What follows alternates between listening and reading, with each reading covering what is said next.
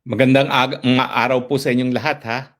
Nako, kakalabas lang po ng kumpirmasyon ng International Criminal Court Registry na totoo po, natutumba na si Tatay Digong habang siya po ay nasa detention. Naglalakad, natutumba, nung minsan tumama ang ulo.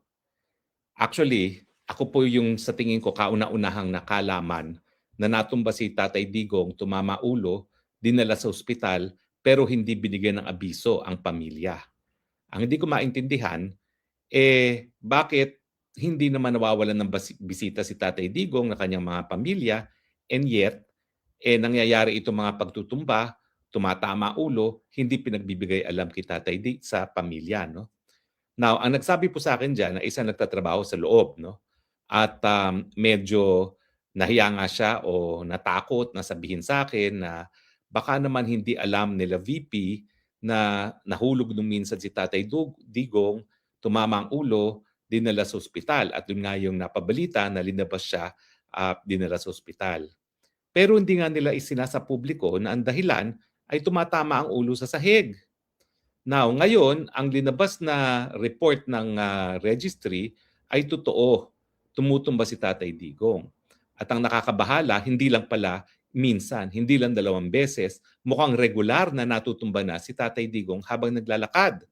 Kaya ngayon, nagkaroon ng order na imomonitor ng mas masinsinan itong si Tatay Digong dahil nga, miski siya naglalakad lang, tumutumba na at tumataba ang ulo. Ang tanong, ito ba ang tao na kaya pang humarap sa full-blown na paglilitis na ang sabi nila, hindi raw bababa sa 60 ang mga testigo. At ang problema dyan, unlike doon sa confirmation of charges at saka yung mga naunang mga pagdinig na po pwedeng hindi sumipot si Tatay Digong, dito kapag meron ng paglilitis, kinakailangan sumipot siya dahil kinakailangan makonfront niya mga witnesses at saka mga witnesses, makonfront din siya. Yan ba ang tao na kaya pang harapin na hindi na makalakad ng tama at tumutumba? Sa tingin ko, panahon na rin para ang pamilya ay pag-isipan.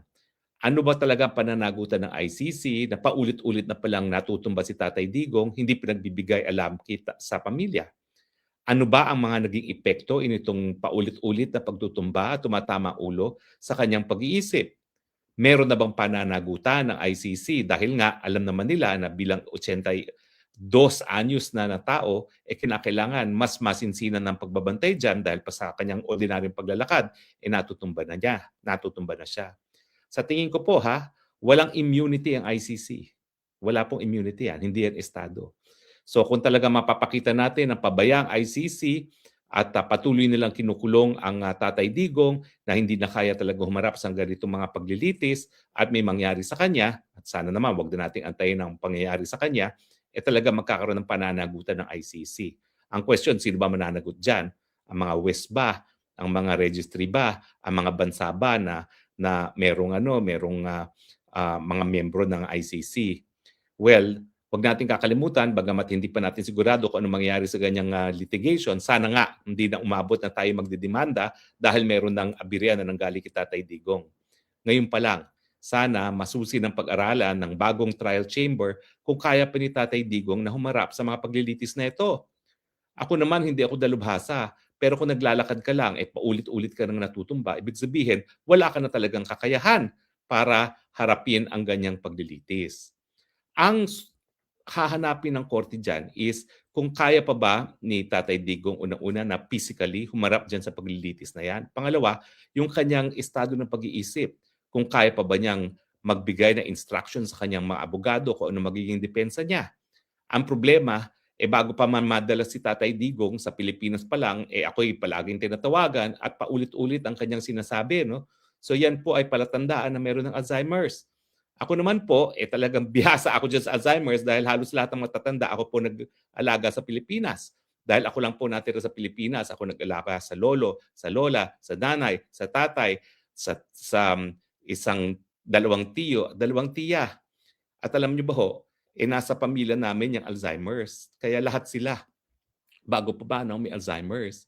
So ako, hindi lang po si Tatay Digong yung tumatawag sa akin na paulit-ulit ng mga sinasabi. Pati po si Presidente Erap, ganyan din po. Ang pinakamatindi talaga si President Erap kasi tumatawag yan mga 7 beses, 8 beses at para-parehong sinabi.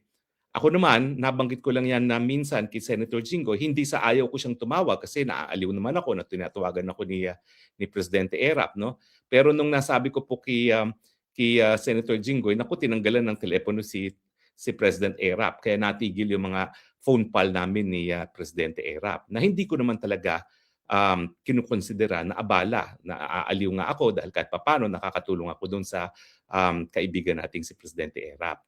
Hindi naman po gano'n katindi yung karanasan ko kay Tatay Digong. Kaya lang, talagang paulit-ulit po si Tatay Digong.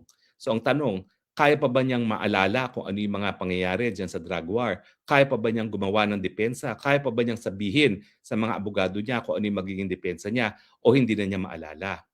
Ang problema po kasi sa Alzheimer's sa ilang naalagaan ko, lolo, lola, tatay, nanay, 2 tiya, 2 tiyo, sa 7 kaso na inalagaan ko over a period of collectively sabihin na natin 15 years, wala po kasing recent memory ang mga Alzheimer's victim.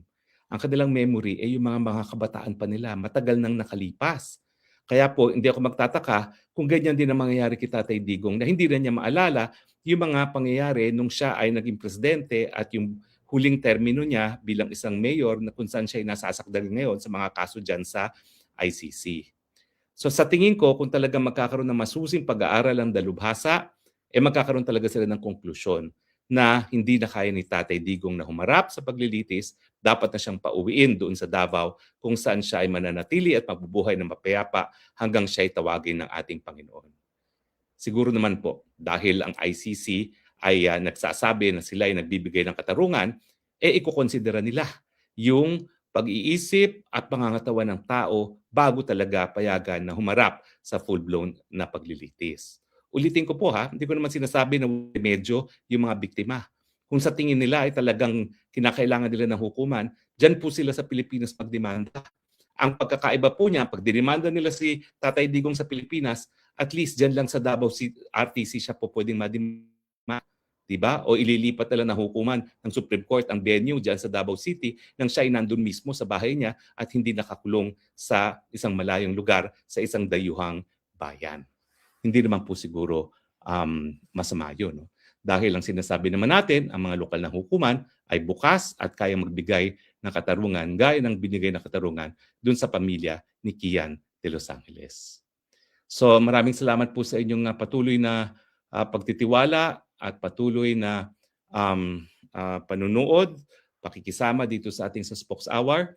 Ang susunod na pag-usapan naman po natin, sino yung bagong abogado ni Tatay Digong at bakit beauty and brains at mukhang legal superstar din ang associate counsel ni Tatay Digong gaya ni Peter Haynes.